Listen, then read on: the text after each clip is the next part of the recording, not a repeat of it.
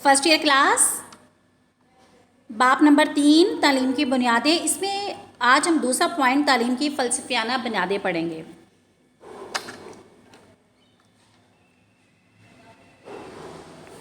بسم اللہ الرحمن الرحیم. السلام علیکم ورحمۃ اللہ وبرکاتہ. عزیز طلباء، آج ہم پڑھیں گے تعلیم کی فلسفیانہ بنیادیں.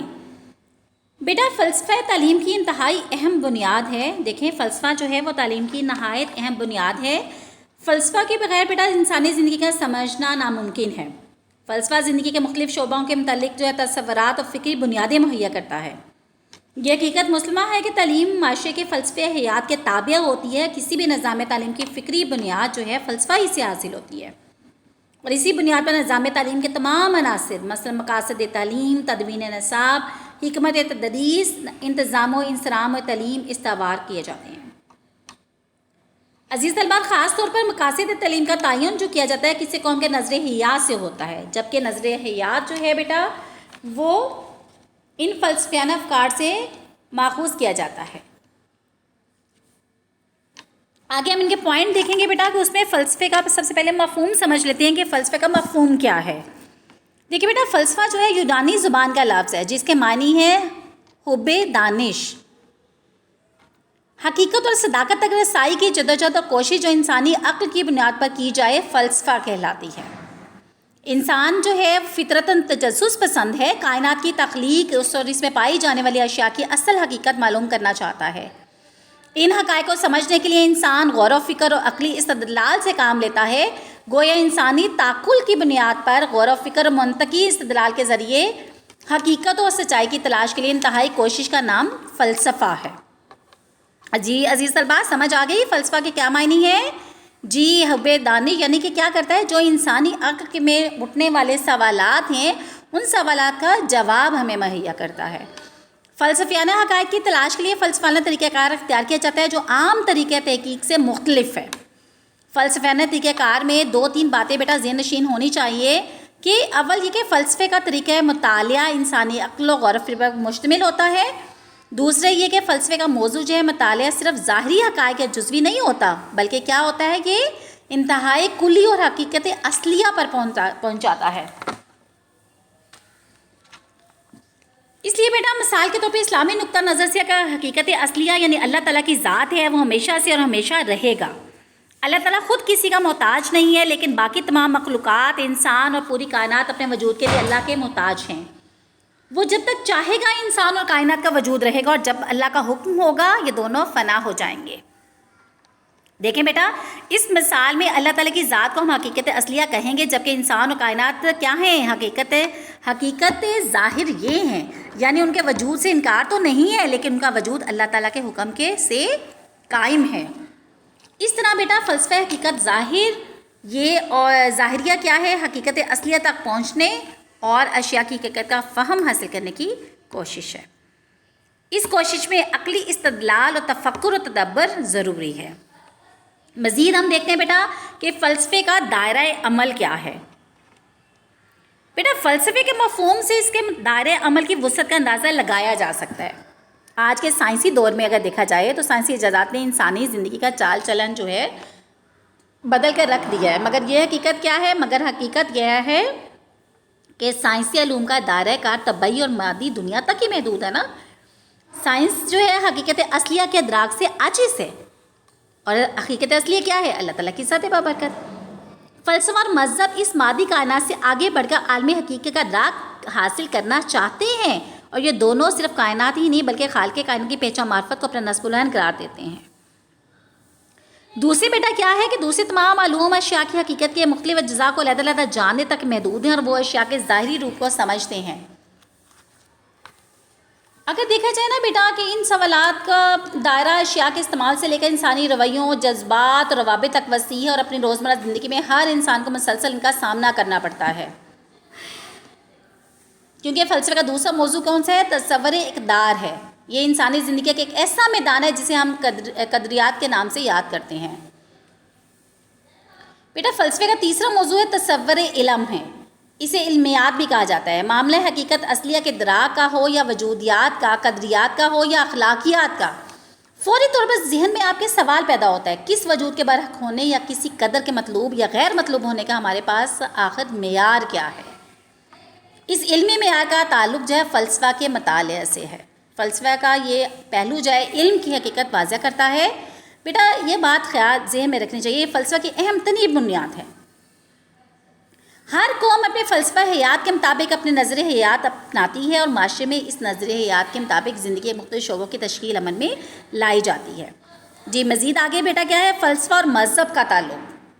ابھی تک تم نے پڑھا نا فلسفہ کے مفہوم کیا تھا، اس کا دائرہ کیا تھا، اور اب کیا ہے فلسفہ اور مذہب کا تعلق کیسے ہے؟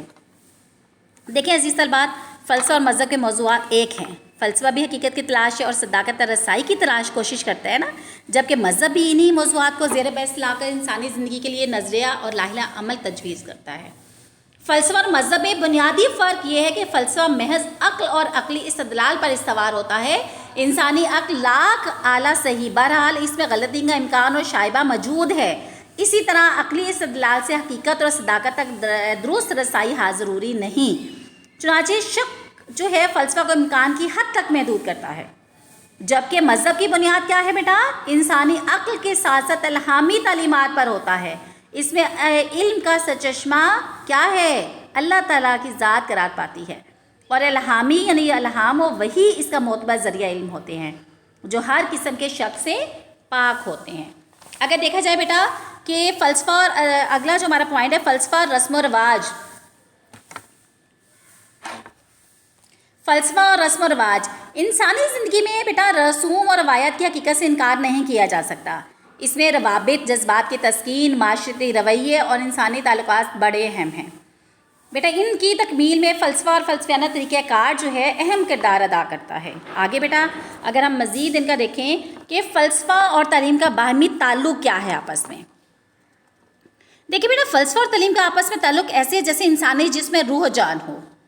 عمل تعلیم کی مثال انسانی جسم کی سی ہے نا، جسم کی سی ہے، جیسے کہ فلسفہ کی مثال روح کی سی ہے۔ مثلاً مسلسل رواں دواں ہوتا ہے، جیسے جسم میں مسلسل رواں دواں ہوتا ہے جیسے جسم میں روح۔ اگر عزیز طلبات اگر ہم فلسفہ تعلیم کی تعریفوں پر غور کریں تو یہ بات واضح ہوتی ہے کہ فلسفہ کی مدد سے جن حقائق اور صداقتوں تک رسائی حاصل ہوتی ہے، انہی حقیقتوں اور سچائیوں کو عمل تعلیم نظام تعلیم کے مختلف عناصر میں ڈھال کر طالب علم کو ان کے حقائق سے آگاہ کیا جاتا ہے۔ بیٹا تعلیم کا نظریاتی پہلو فلسفہ ہے اور عملی پہلو تعلیم ہے، کہ دونوں پہلو ایک دوسرے سے لازم و ملزوم ہیں۔ اگر فلسفہ نہ ہو تو عمل تعلیم بیکار ہے اور تعلیم کے بغیر فلسفہ محض وہم ہے۔ فلسفہ بیٹا ایک ایسا محور ہے جس کے گرد پورا نظام تعلیم گردش کرتا ہے۔ فلسفے کے ذریعے ہی نظام تعلیم کی اصلاح ممکن ہے، گویا فلسفہ اور تعلیم ہر لحاظ سے ایک دوسرے کے معاون و مددگار ہیں۔ تعلیم کے بغیر بیٹا فلسفہ باقی نہیں رہ سکتا، اور فلسفے کے بغیر تعلیم ذہنی انتشار کے سوا کچھ نہیں ہے۔ اس لیے بیٹا دیکھیں اگر ہم دیکھا جائے اگلا پوائنٹ عمل تعلیم میں فلسفے کا کردار، یعنی کہ اب دیکھنا ہے کہ عمل تعلیم میں فلسفہ اپنا کون سا اہم رول ادا کرتا ہے۔ بیٹا اس میں دیکھیں کہ جس طرح نمبر 1 پہ جس طرح فلسفہ انسانی زندگی کو مجموعی تناظر میں کلی حیثیت سے دیکھتا ہے، اس طرح فلسفہ تعلیم عمل تعلیم پر بحثیت مجموعی بحث کرتا ہے اور کلی حیثیت سے اس کے تعین و استوار کرنے میں مدد دیتا ہے۔ سمجھ آگی بیٹا آپ کو؟ یہاں پہ کیا کرتا ہے؟ مجموعی طور پر اسے تمام جو ہے فلسفہ تعلیم جو ہے عمل تعلیم پر بحث مجموعی بحث کرتا ہے اور کلی حیثیت سے اس کے جو تعین اور استوار کرنے میں مدد دیتا ہے۔ نمبر 2 پہ بیٹا نظام تعلیم کا اہم عنصر مقاصد تعلیم ہے۔ دیکھیں بیٹا مقاصد تعلیم کا تعین اس فلسفہ حیات اور نظری حیات کی روشنی میں کیا جاتا ہے جسے معاشرہ بحیثیت کو کیا کرتا ہے؟ قوم قبول کرتا ہے۔ چاچی بیٹا ایسے مقاصد تعلیم ہونے چاہیے جس کا تعین کس سے؟ فلسفہ تعلیم کے بتائے ہوئے اصولوں کی بنیاد پر کیا جاتا ہے۔ نمبر 3 پہ بیٹا فلسفہ تعلیم پورے نظام تعلیم میں بحیثیت روح کی حیثیت جو ہے روح کے جاری و ساری رہتا ہے۔ جی بیٹا آگے ہے نمبر 4 پہ بیٹا ہے فلسفہ تعلیم تمام عناصر تعلیم کو آپس میں مربوط کرتا ہے، منظم کرتا ہے، مرتب بنانے میں اور ایک محور کی حیثیت سے رکھتا ہے۔ فلسفہ تعلیم کے بغیر یہ عناصر جو ہے کیا ہے؟ یکجا اور مربوط نہیں رہ سکتے۔ نمبر 5 ہے بیٹا تعلیم کا ایک اہم عنصر نصاب تعلیم ہے۔ تعلیم جو ہے تعلیمی نصابات اور درسی کتب کی تدوین و تشکیل مقاصد تعلیم پر مبنی ہوتی ہے۔ اس طرح فلسفہ نصاب جو ہے نصاب سازی کے عمل میں اہم حیثیت رکھتا ہے دیکھیں بیٹا، مواد نصاب میں بھی فلسفہ کی واضح چھاپ نظر آئے گی۔ مثال کے طور پر اگر کوئی فلسفہ حواس خمسہ ہی کو علم کا معتبر ذریعہ سمجھتا ہے نا، تو اس فلسفے کے تحت بننے والے نصاب میں حواس خمسہ کے ذریعے حاصل شدہ علم اور اس سے متعلق مضامین کو مرکزی حیثیت ملے گی۔ لیکن اس کے برعکس اگر وحی الہی کو علم کا معتبر ذریعہ تسلیم کیا جائے تو اس سے ایسے نصابات اور مواد نصاب میں قرآن و حدیث اور اس کے معاون علوم و مضامین کو مرکزی حیثیت حاصل ہوگی۔ نمبر 6 پہ بیٹا ہم دیکھتے ہیں کہ حکمت تدریس بھی نظام تعلیم میں اہم عنصر ہے۔ دیکھیے اگر کہا جائے نا کہ اس سے مراد کیا ہو سکے، اس سے تمام سرگرمیاں، عملی تدابیر اور وسائل ہیں جن کی مدد سے بیٹا مواد نصاب طلبہ تک پہنچایا جاتا ہے، جن سے کیا کیا جاتا ہے، مواد جو ہے نصاب طلبہ تک پہنچایا جاتا ہے۔ حکمت تدریس میں بھی فلسفے کا بیٹا کیا بہت اہم کردار ادا کرنا ہوتا ہے۔ حکمت تدریس جو ہے مواد نصاب کے مطابق ہوتی ہے اور اس میں فلسفیانہ نقطہ نظر پیش نظر رکھ کر تدریس کا انداز اختیار کرنا چاہیے۔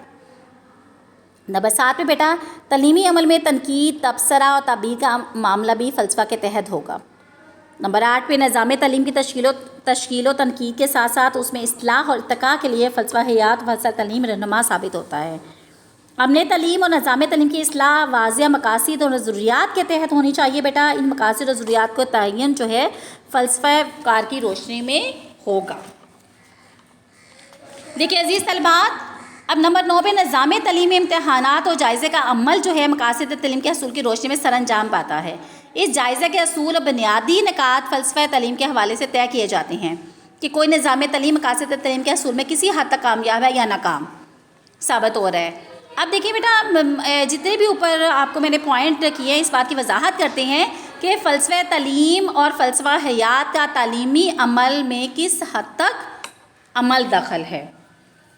جی طلبات، یہ آج ہم نے پوائنٹ نمبر 2 پڑھا ہے۔ جی آج ہم نے کون سا پوائنٹ پڑھا ہے جی بیٹا؟ جی تعلیم کی فلسفیانہ بنیادیں۔ اس کو آپ لازمی بیٹا اس کو دیکھیے گا، اس پہ نظر ثانی کیجیے گا۔ اللہ تعالی ہم سب کی حفاظت فرمائے۔